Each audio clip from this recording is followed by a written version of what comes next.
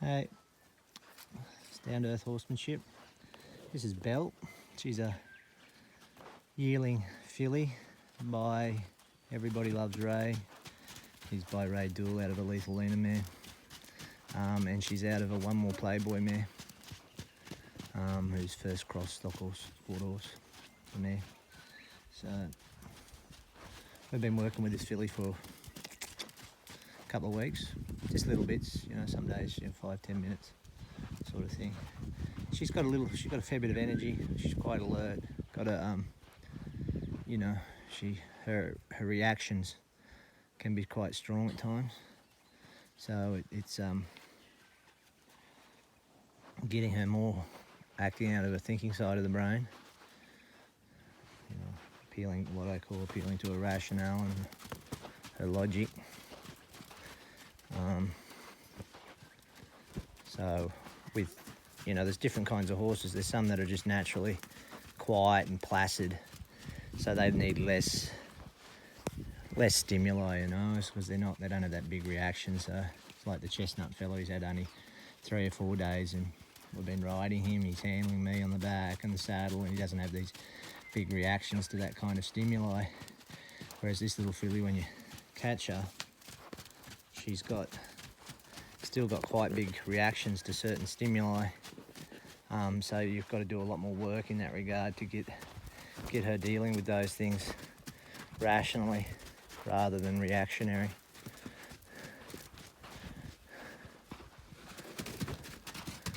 So what we do here, I'll put that down and work at what I call liberty. That's not complete liberty. She's not out in the paddock or something, but we're doing it within reason and a bit of sense.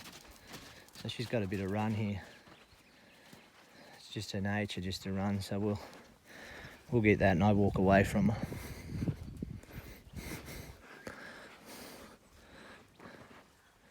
We just start getting her to follow me. I've left the head stall in the middle there so she can check that out. Just because I've got the camera here.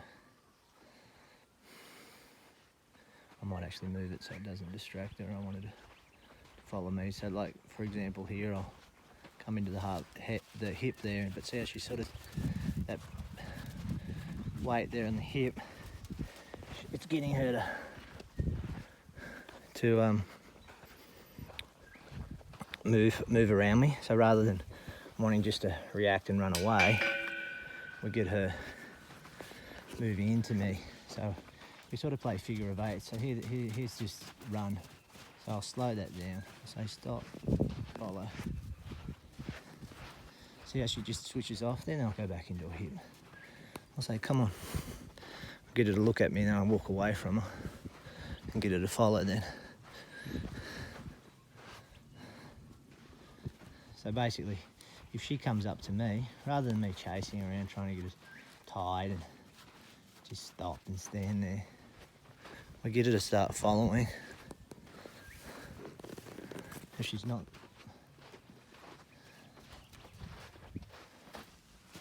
there, I'll turn her there and I'll catch her and bring her this way.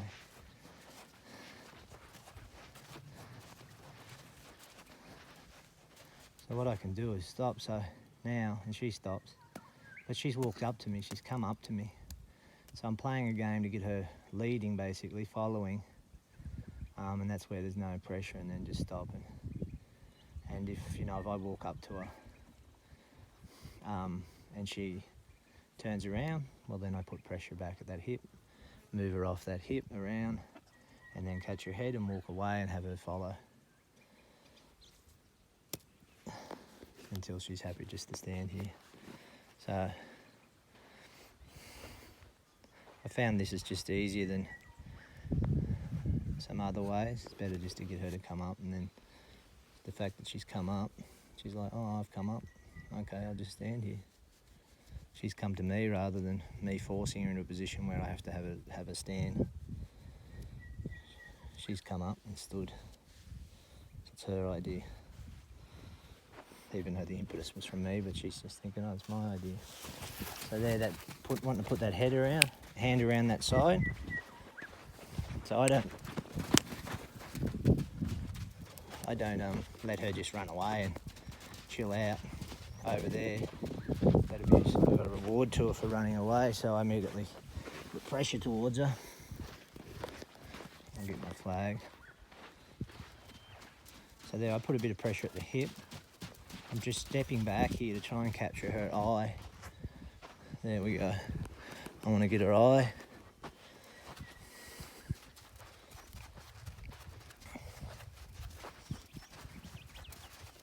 Should be able to come in, move my...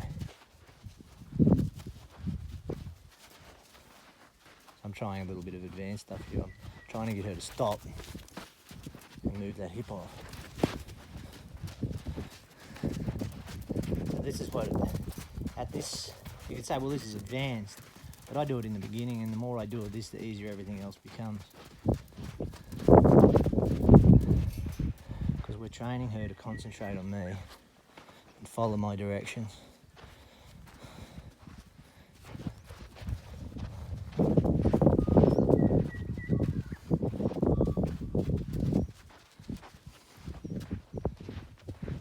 That's nice.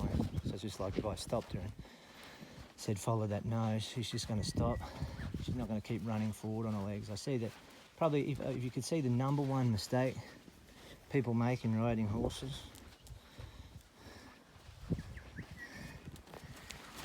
is they don't stop the horse. They're turning on, and the way they turn and they ride the horse, they're pushing the horse onto the front legs. So the horse is better balanced. The strongest part is the hind quarter. And we want the horse balanced on that hind and working off that hind. Yeah, they use the front.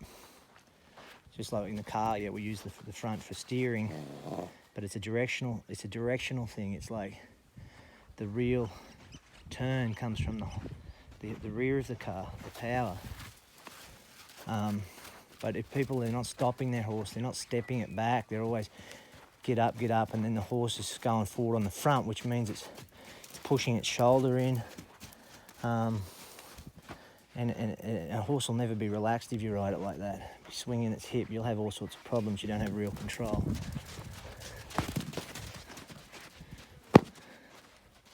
So she's coming in across me without acknowledging me. So a lot of this is about acknowledge me. I'm here. So when we talk about having a relationship and a partnership with a horse, some people go sentimental.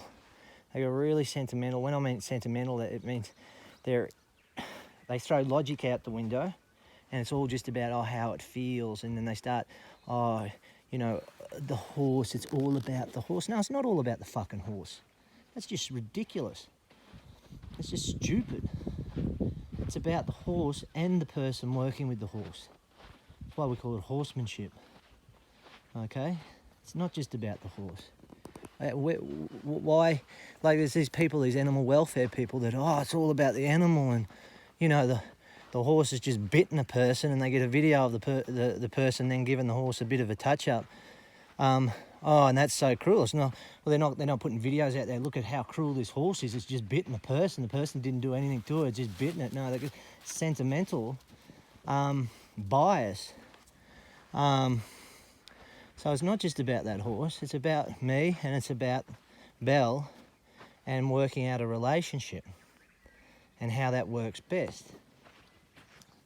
And I don't believe in, your way, my way, it's all the same, all paths lead to the one. That's just bullshit. That's a bullshit philosophy come out of India from idiots like Vivekananda, etc., which just make no sense at all. No, just like in every discipline, there's certain things that really work well, certain principles, philosophies, methodologies, and there's ones that don't work so well.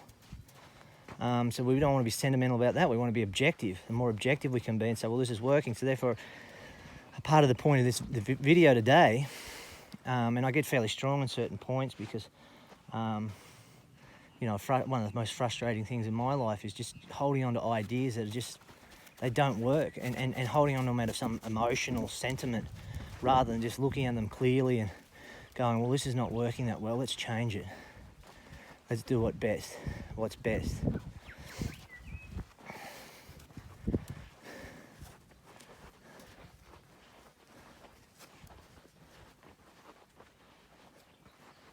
So in regards to that, we want to, each day is like a progression. Like for example, some days a horse will have a bad day, but some days I'll have a bad day and I won't be happy with how I've worked with the horses and how I've served the horses, because we're all servants. In the Vedic culture, they don't have a word religion. The word is dharma. And dharma, the meaning of dharma is not, like when people hear religion, most people don't even know what it really means. They just got a preconceived notion, and mostly it comes to, oh, the wars are caused by religion, which they're not. Most of the wars are caused by greedy rich men trying to steal resources from other countries.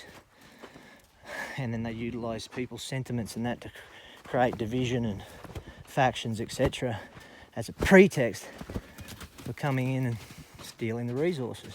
So, but people have all these kind of, they hear a word and then they associate an emotion to it rather than looking at it logically and reasonably. So the word dharma in the Vedic culture means innate characteristic, the character of something, the innate, the inherent nature of something. So for example, the dharma of sugar is sweetness. So if you're eating these little white crystals and they're not sweet, it's not sugar, it's probably salt. For example, the innate characteristic of chili is heat. So if you've got a so-called chili and it's not hot, it's not a chili. Heat is the innate dharma of chili. So if we look at the dharma of the living entity, the dharma is to serve. Now to serve what? That's for a different discussion. But so I'm here, I'm thinking I'm the master, but actually I'm here to serve that horse in the best interest. So that's why I talk about being dispassionate, logical, in a lot of regards. It's not like that we're without emotion. I've got plenty of emotion, plenty of that there, but I don't put that in the forefront where it clouds my judgment. So I want to see what's best for the filly within this circumstance and within, you know, everything that we've got here. So this is more of a philosophical rather than a methodology, and you'll hear a lot of that from mine, but for that part, that's the most important part to me. If you understand that, the workings of yourself, the nature of the horse, then you'll be able to come into the round pen or something and work with a horse, and you'll work things out from there. You've got the right attitude, consciousness. And also what that will do is that, for example, you'll have, you'll go and buy a DVD, right? You'll go get a Pat Pirelli book, or you'll get a DVD of Frank Green or John Lyons, or, you know, you'll go and watch one of these big budget documentaries of Clinton Anderson, etc. And you'll be able to come into the round pen with a young horse and just put aside your stuff and then just follow their methodology. But rather than try and be mechanical, you'll follow it, but you'll see the reactions of the horse. You'll start working, oh, well, the horse is reacting better to this than what I was doing before, or actually what I was doing before was more advanced. I'm getting better results doing that. Or what it might do is, learning off the other horsemen, you might build some bridges. You might see what they're doing and what you're doing, and then you'll be able to put it together and go, okay, I see what's going on here. You know, for example, in Pat Pirelli, he's very famous, and I've only looked at some of his earlier stuff, you know, 20 years ago, or 25 years ago, and you know, to stop the horse and get that horse relaxed and move its forequarters around, move its hips around, then working on the side, pass the back up the forward, that kind of thing. And that's where it goes to, that's where it stops. Pat doesn't go into explaining, well, why are you doing that? Why? Why are you doing this? Why do you want to move that hip? Why do you want to get that horse side? He says, oh, the better the horse side passes and backs up, the better it'll go. But why? So, but that's the progression of these things. If you work with it, you'll start working out why. And if you understand why those things, then you can start working out your own methodologies. Well, if we want to achieve this and this, maybe we do this, and we come up with a variety of things which we get really nice results. So like this here, I stopped the filly, but she's kind of just, she's just working out a habit there. I stopped her, I didn't step back and say, lead, follow me. She started following, so you start seeing that sort of thing. You're doing things, and then the horse just gets into a sort of a pattern. That's not good. It's not really bad, okay, if it's a good pattern, but it's not good because what happens, you run into troubles where the horse is starting to switch off its brain and not think about what's happening and just go through patterns, and then, okay, I'll just go through this pattern half unconscious and they'll get let go. So, but you're trying to do things and improve things where it requires refinement, requires really good fine concentration, say in a sporting discipline, and then that's where you start running into all sorts of trouble and the horse is not actually progressing and not actually learning daily because the concentration's not there. So a lot of what I do is about the concentration of the horse. So we might want to stay here, we want to stop her. See how she's got that bigger reaction, but we don't worry, we'll just bring her back. So I want to stop her there against the fence straight, for example.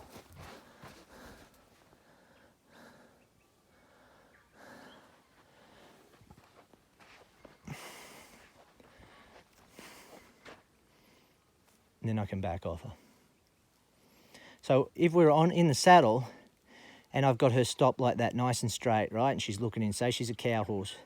She's got her hip stopped nice, it's there, and we want to bring her this way. What are the two things we do?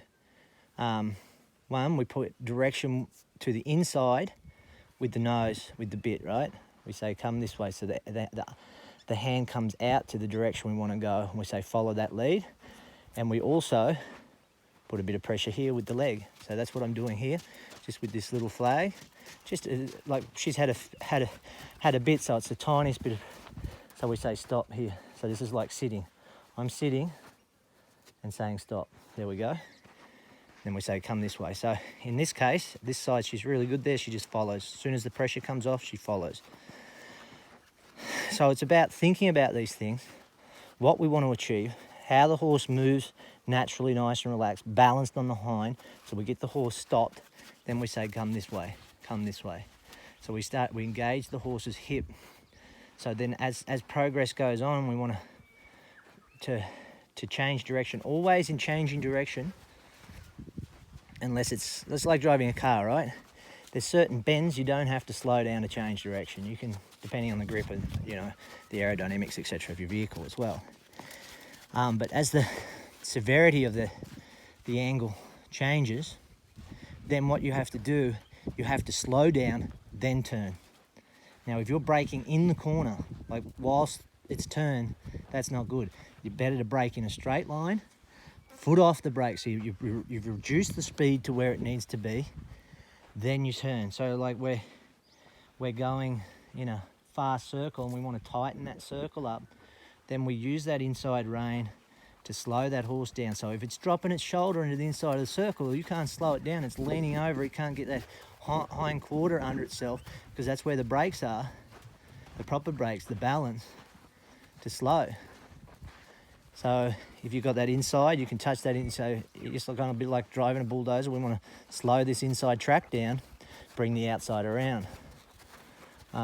So you look at these principles, which you can see through a variety of different things, and you can see even within, you know, how the flex from the hip comes through the rib there. If it's really strange, you do it with yourself. If you try and keep all from your top of your hip up to your armpit really stiff, and then try and turn, you rotate the hips, you know, or keep your and just see how hard it is. Whereas if you relax that body, relax all that part of the body, then the hips will rotate better.